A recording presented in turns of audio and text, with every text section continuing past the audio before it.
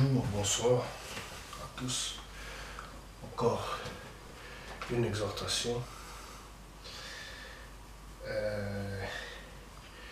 Nous allons ouvrir nos Bibles dans le livre des Psaumes, Psaume au chapitre 4.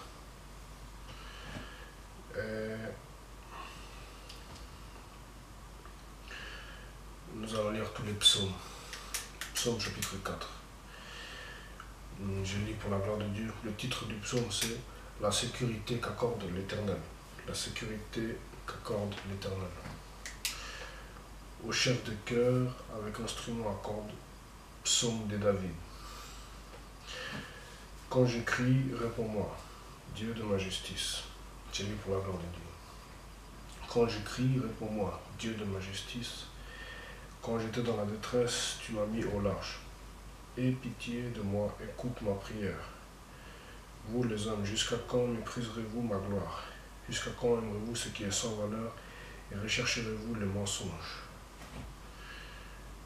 4. Sachez que l'Éternel s'est choisi un homme fidèle. L'Éternel entend que je crie à lui. Si vous vous mettez en colère, ne péchez pas. Parlez dans votre cœur sur votre lit et faites silence. Offrez des sacrifices conformes à la justice et confiez-vous en l'Éternel. Beaucoup disent, qui nous fera voir le bonheur? Fais briller la lumière de ton visage sur nous, Éternel. Tu mets dans mon cœur plus de joie qu'ils n'en éprouvent quand abondent leur blé, leur vin et leur huile. 9. Je me couche et aussitôt je m'endors en paix, car c'est toi seul, Éternel, qui me donne la sécurité dans ma demeure. Donc, Psaume chapitre 4, verset 6 nous dit « Offrez des sacrifices conformes à la justice et confiez-vous en l'Éternel. » Ensuite il poursuit « Beaucoup disent, qui nous fera voir le bonheur? Fais briller la lumière de ton visage sur nous, Éternel. » 8. Tu mets dans mon cœur plus de joie qu'ils n'en éprouvent quand abondent leur blé, leur vin et leur huile. 9. Je me couche et aussitôt je m'endors en paix, car c'est toi seul, Éternel, qui me donne la sécurité dans ma demeure. Donc le Seigneur, lorsqu'on se confie en lui, il nous donne la joie, il nous donne la paix, même la nuit. Si on se confie en lui avant de dormir, si on le prie, si on l'exalte, si on le loue, avant de dormir, ou même si on coupe notre sommeil au milieu de la nuit pour prier, il va nous accorder sa paix, il va nous bénir, c'est certain. Donc voilà les privilèges qu'il peut nous octroyer si nous lui obéissons. Voilà les privilèges qu'il offre gratuitement, afin que nous puissions en jouir. Et c'est pourquoi je le partage avec vous.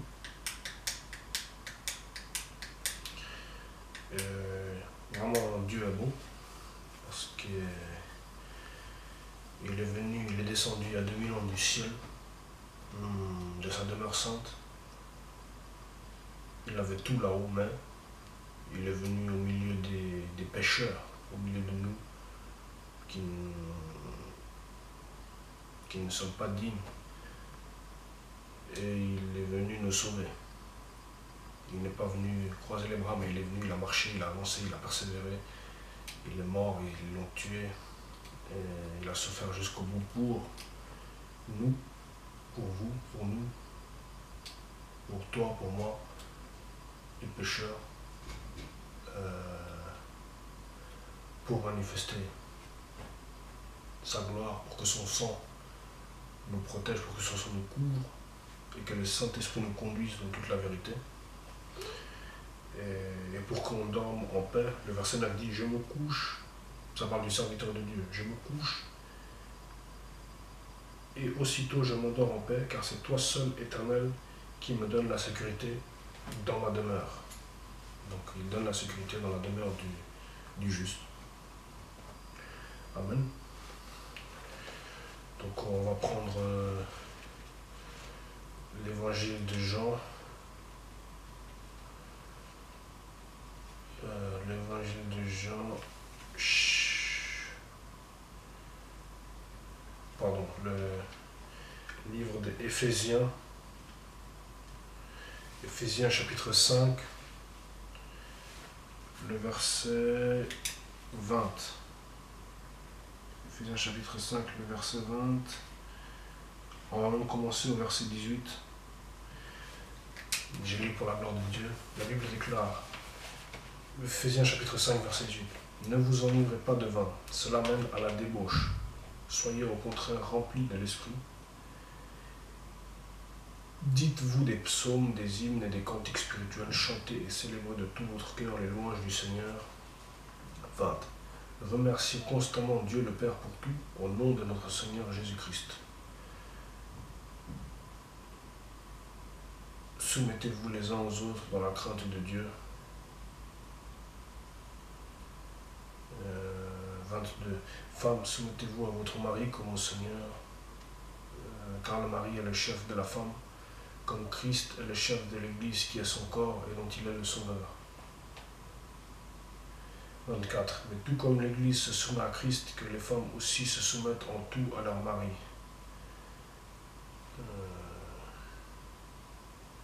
Voilà. Ce qui m'intéresse ici, c'est le verset 20 qui nous dit « Remerciez constamment Dieu, le Père pour tout, au nom de notre Seigneur Jésus-Christ. » Donc il faut vraiment avoir développé, au fur et à mesure on l'aura, développer un cœur reconnaissant, remercier pour ce que l'on a, remercier pour la nourriture, remercier pour si on étudie nos études, si on a un travail, notre travail, si on a une famille, remercier pour sa famille. Le peu qu'on a déjà, on remercie. Si on a un lieu où dormir, etc., etc. Donc voilà, ça c'est le verset que je voulais vous partager, Éphésiens chapitre 5, verset 20.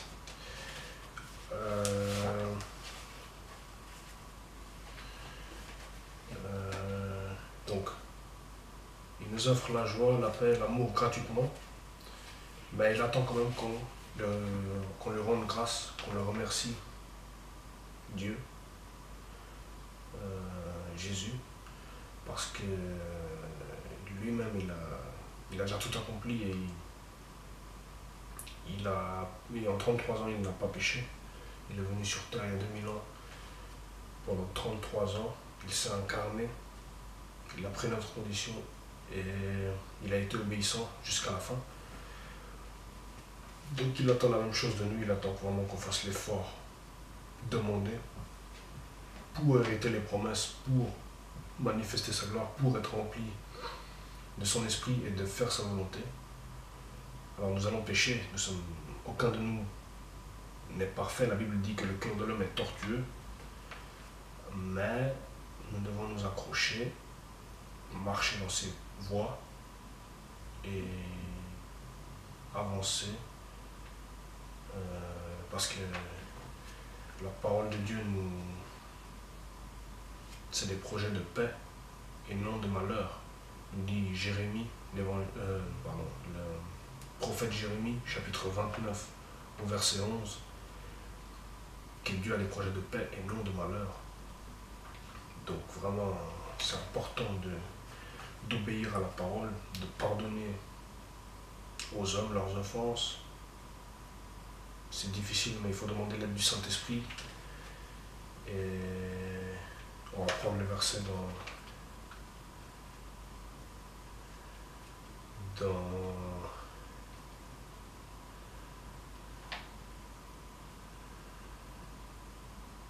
Matthieu chapitre 6. Matthieu chapitre 6, les versets 9 à 13. Il me semble qu'on l'a déjà partagé dans une vidéo précédente, mais je vais le redire. Matthieu chapitre 6, les versets 9 à 13. J'ai lu pour la gloire de Dieu. Voici donc comment vous devez prier. Notre Père Céleste, que la sainteté de ton nom soit respectée. Dis que ton règne vienne, que ta volonté soit faite sur la terre comme au ciel. Donne-nous aujourd'hui notre pain quotidien. 12. Pardonne-nous nos offenses, comme nous aussi nous pardonnons à ceux qui nous ont offensés. Ne nous expose pas à la tentation, mais délivre-nous du mal, car c'est à toi qu'appartiennent dans tous les siècles le règne, la puissance et la gloire. Amen. 14. Si vous pardonnez aux hommes leurs fautes, certaines versions disent si vous pardonnez aux hommes leurs offenses, votre Père Céleste vous pardonnera aussi. Mais si vous ne pardonnez pas aux hommes, votre Père ne vous pardonnera pas non plus vos fautes. 16. Lorsque vous jeûnez, ne prenez pas un air triste comme les hypocrites. En effet, ils présentent un visage tout défait pour montrer aux hommes qu'ils jeûnent. Je vous le dis en vérité, ils ont leur récompense. 17. Mais toi, quand tu jeûnes, parfume ta tête et lave ton visage, afin de ne pas montrer que tu jeûnes aux hommes, mais à ton Père qui est là dans le lieu, afin de ne pas montrer que tu jeûnes aux hommes, mais à ton Père qui est là dans le lieu secret, et ton Père qui voit dans le secret te les rendra. Amen. Donc verset 12 nous dit, pardonne-nous nos offenses, comme nous aussi nous pardonnons à ceux qui nous ont offensés. Donc si nous pardonnons, il nous pardonne, et s'il nous pardonne, on peut accéder au ciel. C'est donnant, donnant.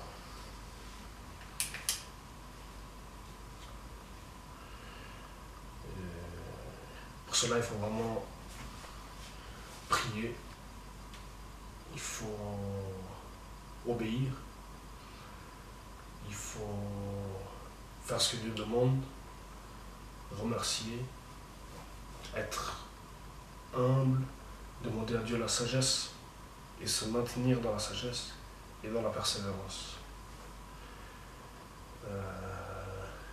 C'est un travail, c'est pas quelque chose qui se fait du jour au lendemain, mais si on a une bonne volonté et qu'on est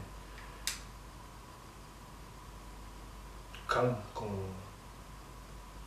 écoute l'esprit, il va nous conduire. Et voilà.